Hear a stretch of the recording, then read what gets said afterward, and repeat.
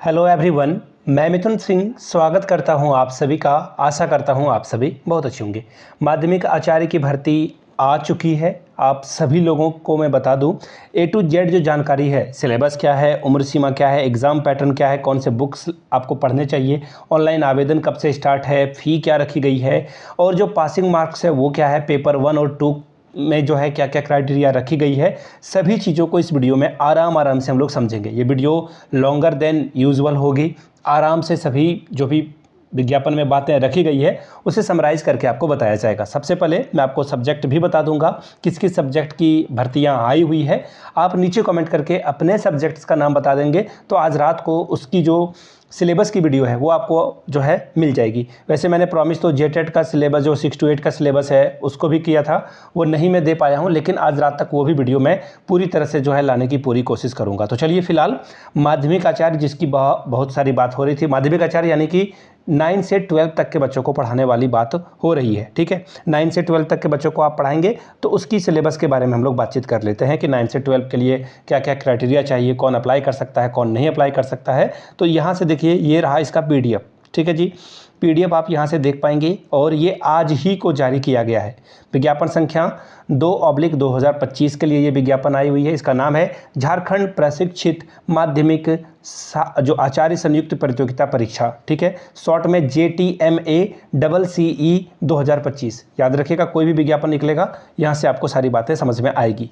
सबसे पहले 40% सीटें जो है सभी लोगों के लिए ओपन है, भारत के कोई भी नागरिक के लिए ये ओपन है। ठीक है, इसको ध्यान में रखिएगा। और ये बात मैं खुद से नहीं कह रहा हूँ, यहाँ पे विज्ञापन में ये बात लिखी गई है। यहाँ से देख लीजिए, एग्ज़ाम फ़ी के बारे में अब सबसे पहले 100 रुपये एग्ज़ाम फ़ी है। अगर आप EWS हैं या फिर जनरल हैं तो आपके लिए 100 रुपये। बाकी अगर आप SC ST कम्युनिटी से आते हैं तो 50 रुपये आपको यहाँ पर देना होगा। ठीक है, काफ़ी अच्छी बात है।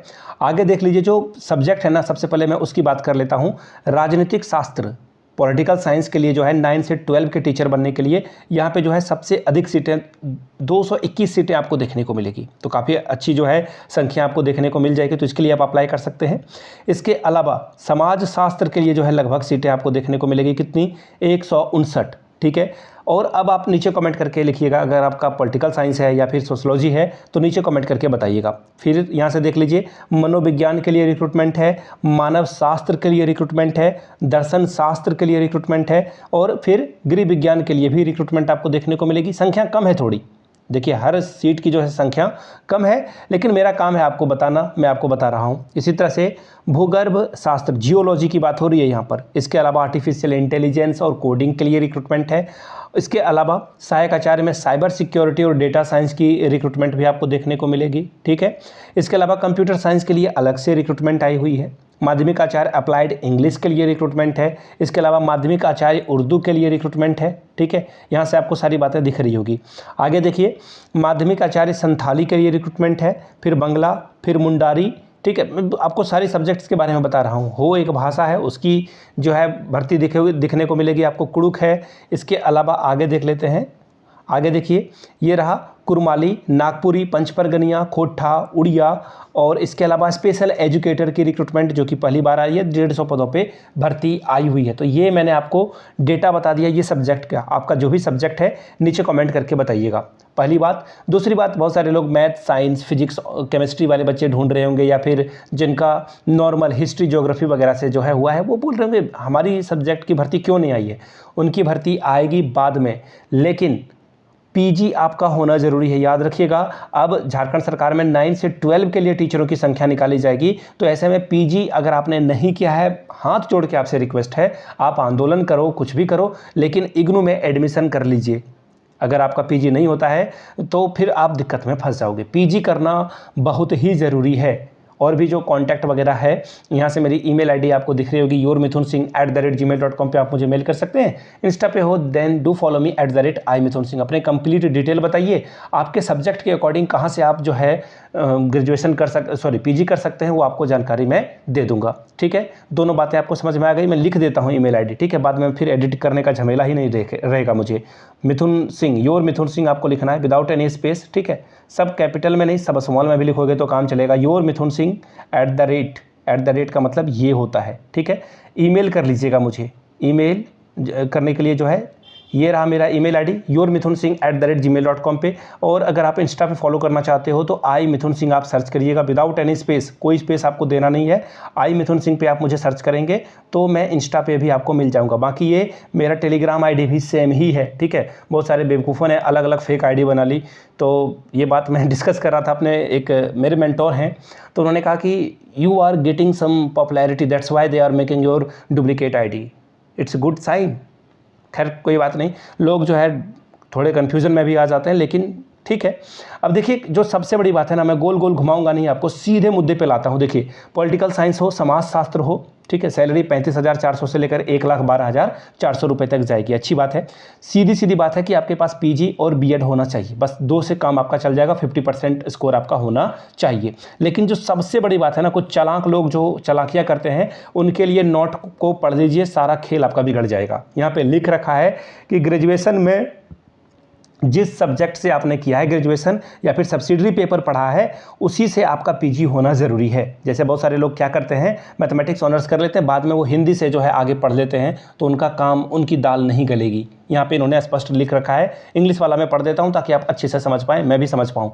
Master degree in concern appointment subject और any specialization in masters degree in concern subject provided candidate has study in the concern subject in graduation level also. ये वाला लाइन पढ़ लीजिए, ग्रेजुएशन में पढ़ना ज़रूरी है, सीधी सीधी बात है, अदरवाइज आप डिस्क्वालीफाई हो जाएंगे। ठीक है जी, इतनी बात तो सभी लोगों को समझ में आ गई होगी। अब देखिए यहाँ पर सारा खेल शुरू होता है, ठीक है। एलिजिबिलिटी की बात की जाए तो यहाँ पे इन्होंने बता रखा है कि आवेदन अप्लाई करने के अंतिम तिथि तक आपके पास सब कुछ हो जाना चाहिए, अदरवाइज आप अयोग्य समझे जाएंगे, ठीक है। जो अपीयरिंग वाले बच्चे हैं वो अप्लाई करने की आखिरी तारीख तक अगर आपका रिजल्ट आ जाता है तो आप अप्लाई कर लीजिए, अदरवाइज आप डिस्क्वालीफाई हो जाएंगे। एज की गणना जो है 1/8/2025 तक की जाएगी।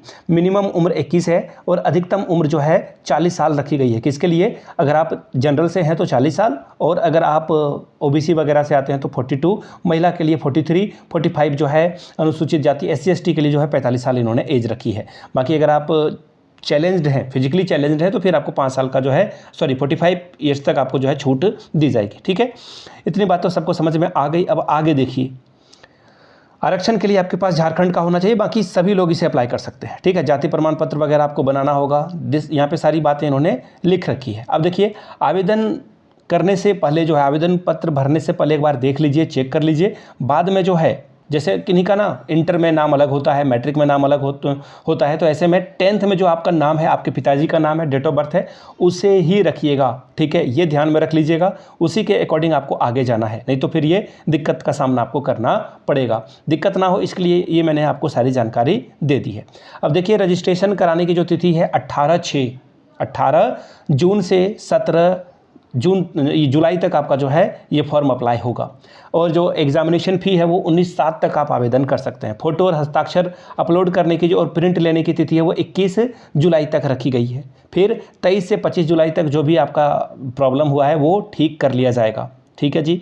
परीक्षा शुल्क जो है प्रोसेस, ये सिंपल सी बात है कि आप जो है रजिस्ट्रेशन नंबर डाल करके पेमेंट वगैरह कर सकते हैं। एग्ज़ाम आपका CBT यानी कि ऑनलाइन होगा, कंप्यूटर बेस्ड पे किया जाएगा और नॉर्मलाइज्ड नंबर ही दिया जाएगा, ठीक है। अलग अलग जो है वो किया जाएगा। अब देखिए, एग्ज़ाम पैटर्न के बारे में बात कर लेते हैं। परीक्षा एक बार में कंप्लीट करा ली जाएगी, लेकिन इसके पेपर 2 होंगे, प्रश्न पत्र संख्या 1 और प्रश्न पत्र संख्या 2। और अगर आप गलतियां करते हो तो उसके लिए अंकों की कटौती, यानी कि नो नेगेटिव मार्किंग। सीधी सीधी बात है, नो नेगेटिव मार्किंग, कोई भी नेगेटिव मार्किंग यहाँ पे आपको देखने को नहीं मिलेगा, ठीक है जी। इतनी बात तो आपको समझ में आ गई होगी। आगे देखिए, 2 एग्ज़ाम पूछे जाएंगे और यहाँ पर देखिए बोल दिया गया है कि लेवल 1 में यानी पेपर 1 में जो है ग्रेजुएशन लेवल के सवाल पूछे जाएंगे, और लेवल जो पेपर 2 होगा उसका लेवल जो होगा वो PG लेवल का होगा। आप जिस सब्जेक्ट के एग्ज़ाम के लिए टीचर बनना चाहते हो वो आपका लेवल 2 होगा।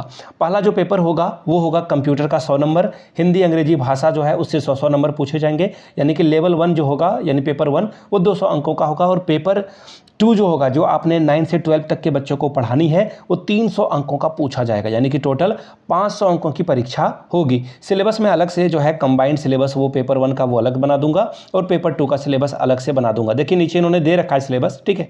सिलेबस तो यहाँ पर दे दी गई है। वेट ए मिनट, मैं आपको सिलेबस दिखा देता हूँ। ये रहा, 107 पेज की PDF है, 107 पेज की PDF है। ये देखिए ये शायद उड़िया है, ठीक है।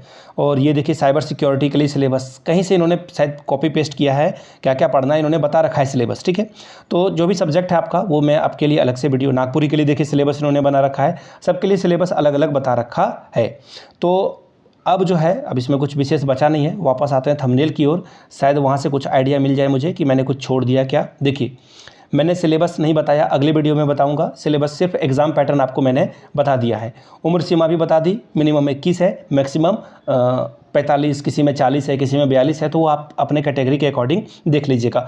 बुक की बात अभी मैं नहीं करूँगा, बुक की वीडियो अलग से आएगी, लेकिन फिलहाल आप 9 से 12 तक के एटलीस्ट बुक को, जो NCERT के बुक हैं उसे तो पढ़ लें, बहुत अच्छे से पढ़ लें। PG के लेवल के क्वेश्चन आएंगे, लेकिन कई क्वेश्चन आपको 11, 12 से भी देखने को मिलेगा, और 11, 12 का ही विस्तारित रूप आप जो है ग्रेजुएशन और PG में पढ़ते हो। तो NCERT को पढ़ लें फिलहाल के लिए, बाकी और भी जो है जानकारी आपको मैं आगे देने वाला हूँ।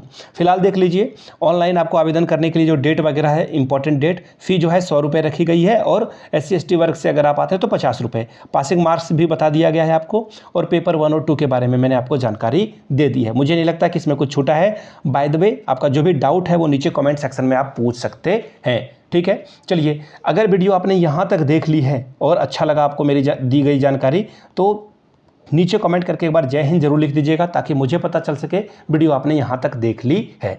वीडियो को यहाँ तक देखने के लिए आप सभी का बहुत बहुत शुक्रिया। Have a good day.